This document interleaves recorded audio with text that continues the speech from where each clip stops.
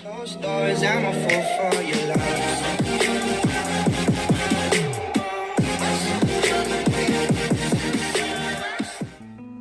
What is up, Jets fans, and welcome back to Jets News, your number one source for all things Jets. My name is Will, and today we'll be going over the top 5 offensive linemen in the 2021 NFL Draft, starting with number 5 and ending with number 1. So without further ado, let's begin.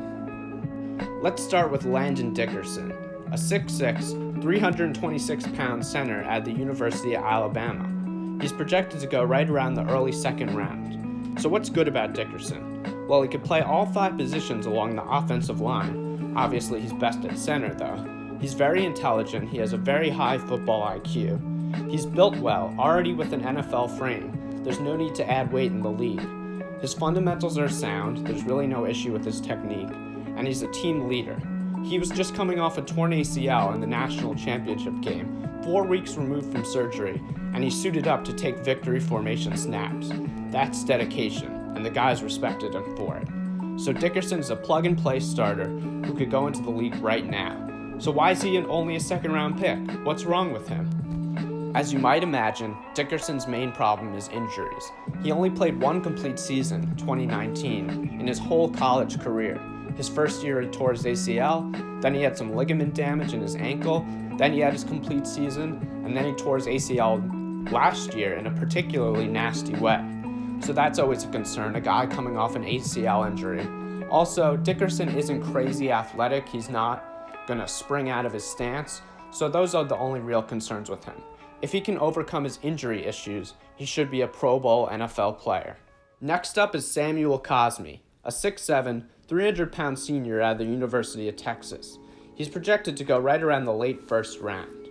So what's good about Cosmi? Well, he's very experienced, starting 34 out of a possible 35 games at Texas. He could play right tackle and left tackle, a nice hybrid. He has good knee bend and is always level to his defender. Great technique. He creates movement well along the offensive line, pushing defenders out of the way.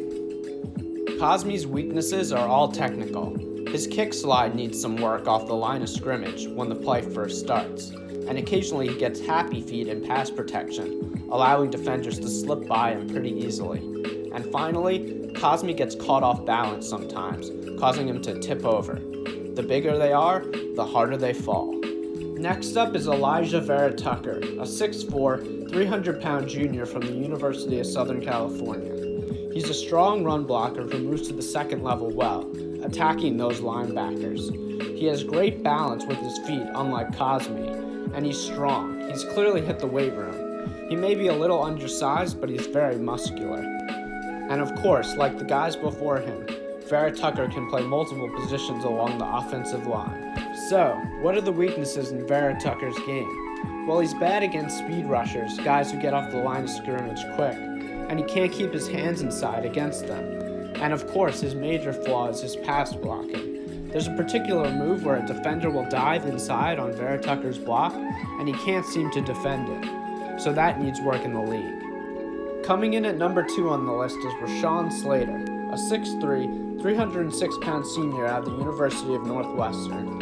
He's projected to be around a mid-first round pick.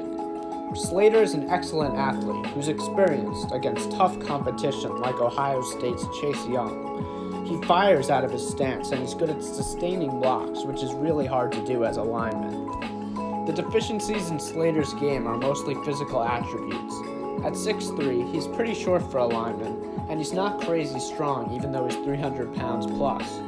I suppose he could bulk up in the league, but we'll have to see. On a technical level, he lacks heavy hands when he's blocking. The number 1 offensive lineman in this year's draft, and honestly, one of the best offensive line prospects to come out in a good while, is Penei Sewell, a 6'5", 330-pound junior out of the University of Oregon. He has elite hands, and he's extremely smart, knowing how to bait defenders.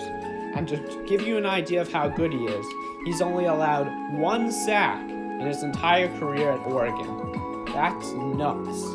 There's not that much wrong with Sewell's game. He's that good where I could barely find weaknesses for him. But if I had to nitpick, I could say his hands were too wide against star pass rushers, like Derek Brown from Auburn. But other than that, he's pretty much perfect. Alright guys, that's it for me. Thank you so much for watching this video. I do hope you enjoyed. And if you did, be sure to subscribe. It'd mean the world to me.